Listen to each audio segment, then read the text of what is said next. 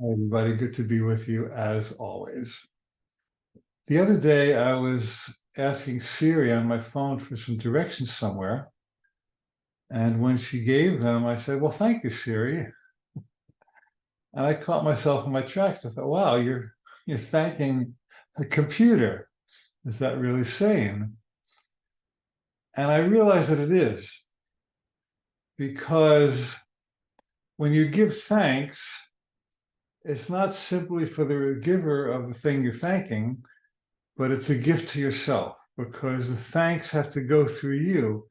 When you rise to a consciousness of gratitude, you bless yourself.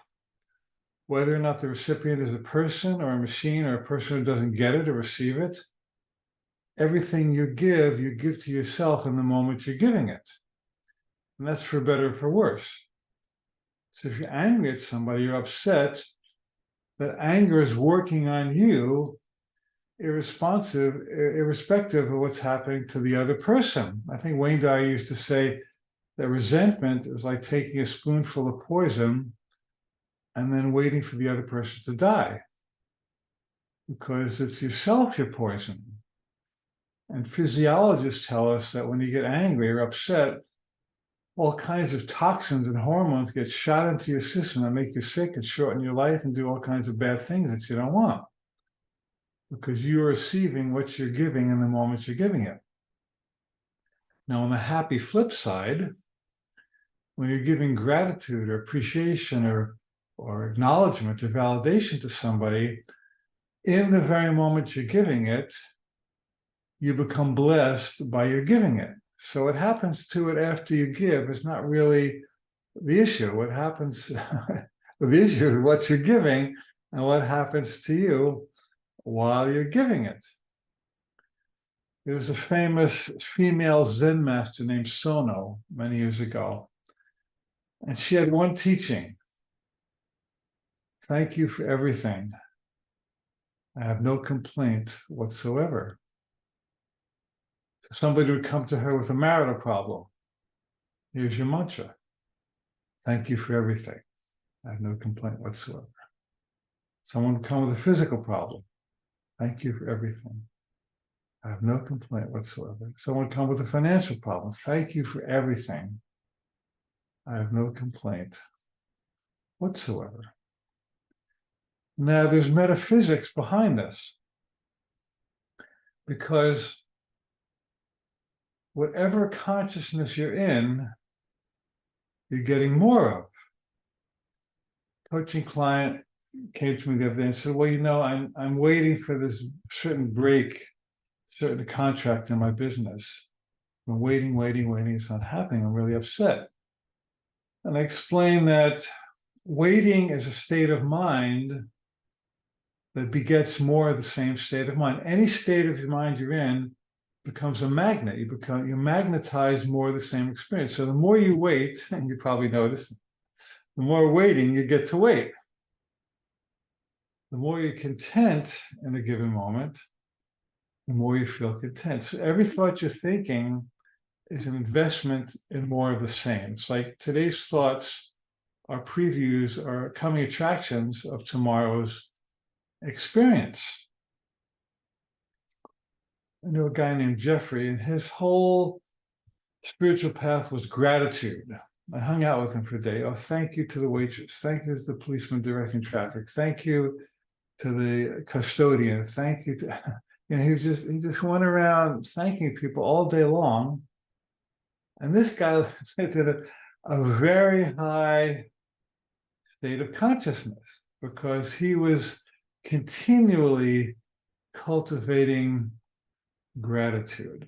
Now, this is a good lesson because Thanksgiving is coming up, and it's a good time to start thinking about what you're grateful for. Spiritual teacher Abraham Hicks, says that gratitude is the state of mind closest to heaven or closest to God. So if you want to elevate your consciousness, start thanking. You get it? And a lot of you know Jerry Jampolsky is a great Course in Miracles teacher. He said, when he used to get depressed, he found he could work his way out of depression by helping somebody. Because depression is very self-centered, going in, me. And when you're helping somebody, it's a whole different state of mind, because you can't help somebody and be depressed simultaneously. You just can't. So if any of you ever get depressed, just volunteer, call somebody, take somebody out to dinner, say a prayer for somebody, and they'll automatically lift you out of your depression. So I'm using this as an illustration for gratitude because, complaining is a frequency. Illness is a frequency. Poverty is a frequency. Fear is a frequency. Those are all very, very dense frequencies. Boom, boom, boom, boom, boom. It's like it's a dark, heavy, thick frequency. And experiences like joy and creativity and connection and love and appreciation, they function at a much higher frequency. So you can't have two stations on your radio at once. You're either one or the other. And this is why Jesus said, no person can serve two masters. He will hate the one and love the other, or he will love the one and despise the other. In other words, Jesus did not have metaphysical language in his day. He talked about masters and love and hate. But he was teaching the metaphysics of consciousness by saying that you cannot be in two different consciousnesses at one time. You may flip it back and forth, but your mind can only focus on one thing at one moment. And if you're in gratitude, what happened to your pains, and what happened to your relationship issues, and what happened to your anger at your spouse? Well, it disappears because gratitude is healing. So a lot of people say, well, I have trouble meditating. They can't fix their mind. They have a monkey mind. They can't focus in. So I say, well, why don't you just practice meditating on gratitude? If you can't find God through transcendental meditation or whatever, just close your eyes and sit for a few moments and think about, what am I grateful for? And I do this at the end of each day. When I'm laying in bed before going to sleep, I think, okay, well, let me think the things I can be grateful for today. Well, I played with my dog. I enjoy watching my dog eat. And this person sent me a nice email of thanks. And I came up with a great idea for a new book or program. Or I got a text from a friend I haven't seen and heard from in a long time. Or I saw the sunset. I mean, there's a long list of stuff. And when you're busy in your day and you're distracted here and there, sometimes some of those beautiful gratitude moments kind of slip to the wayside. But if you really review your day, as I do each night, lots of really good things happen. A lot more good things than you're aware of when you're busy doing. So gratitude is really a valid spiritual path, and it may take people to God in ways that more formal spiritual paths do not.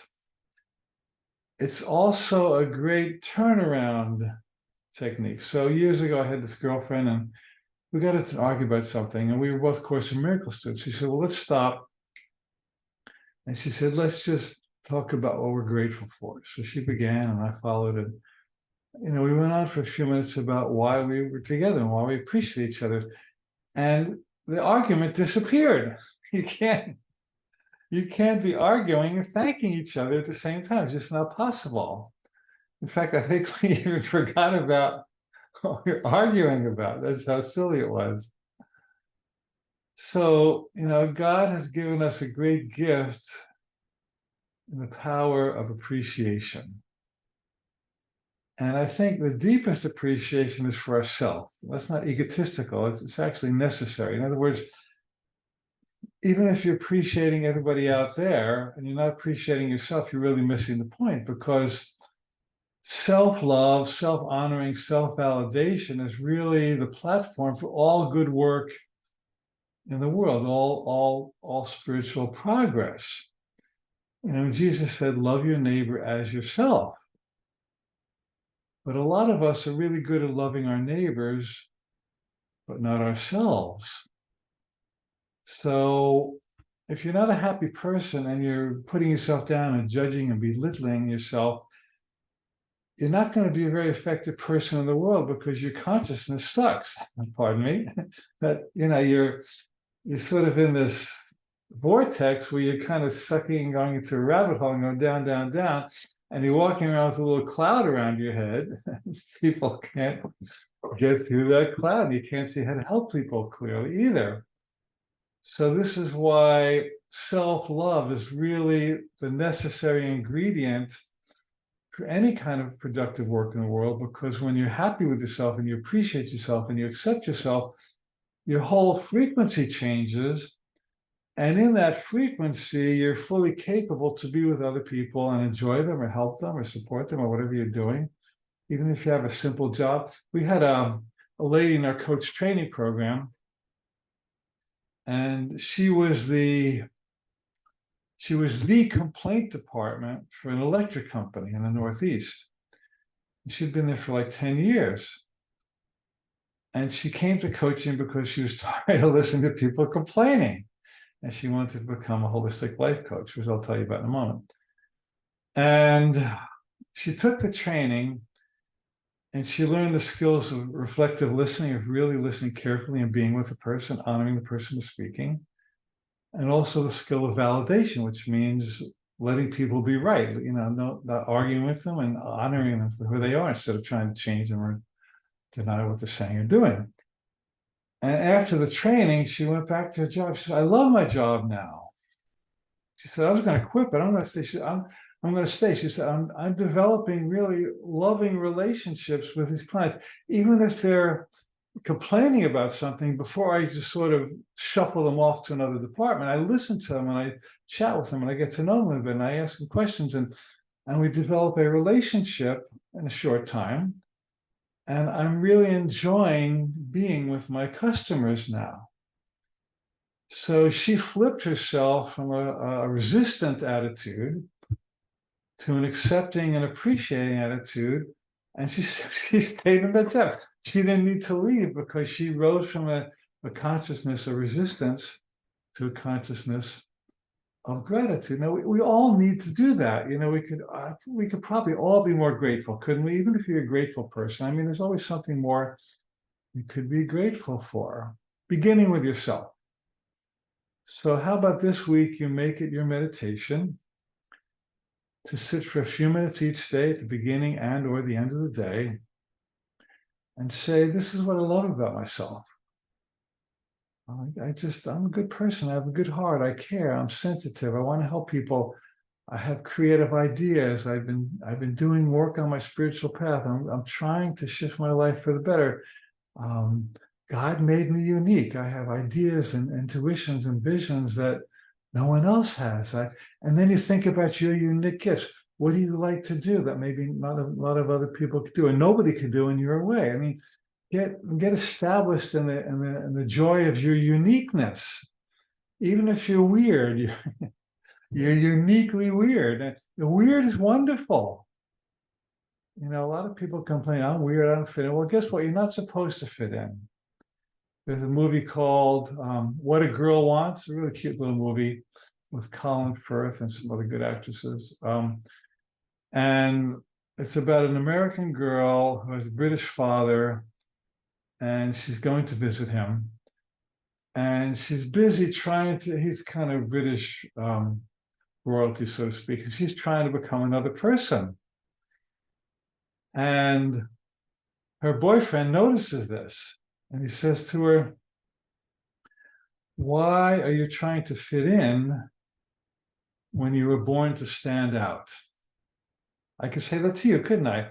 Why are you trying to fit in when you were born to stand out?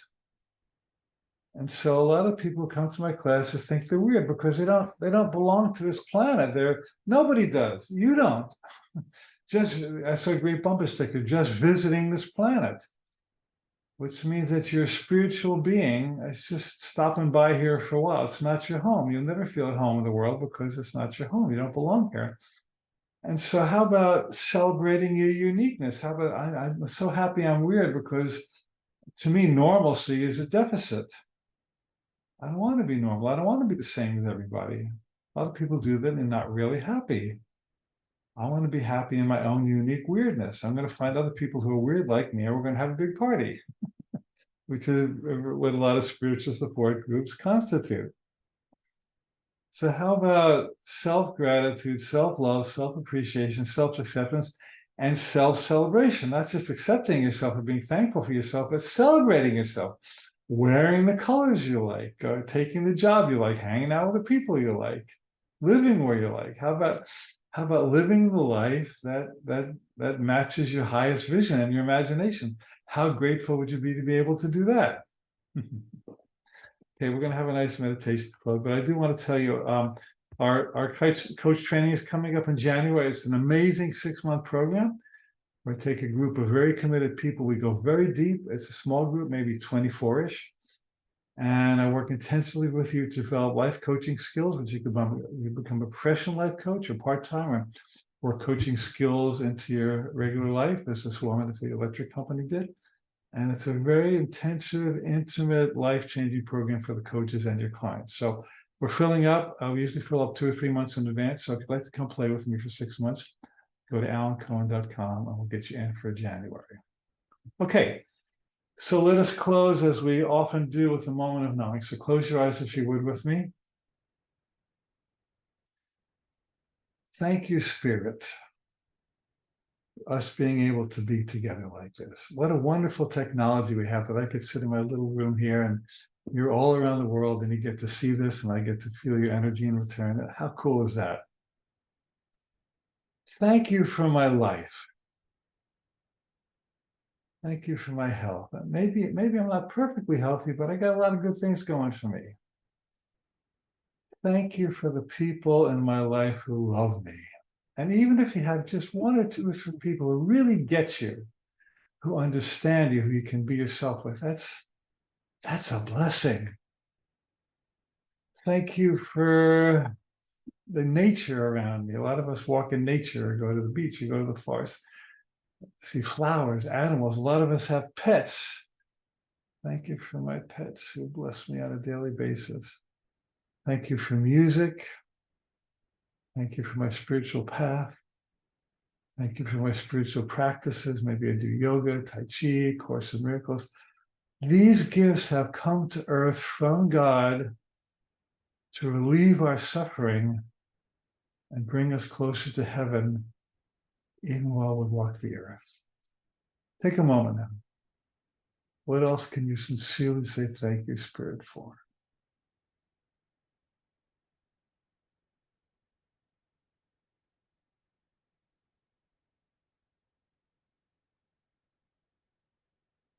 And as you are doing this sincerely, you are lifting to a higher vibration. You are coming very close to God, whose ultimate name is gratitude. And I'm grateful for you. Thank you for those who show up and watch. Thank you for those who make comments. Thank you for those who subscribe. I'm very grateful to be able to do this. It lifts my life, as I hope it lifts yours as well. Have a beautiful week, and we'll see you again soon. Take care. Much love.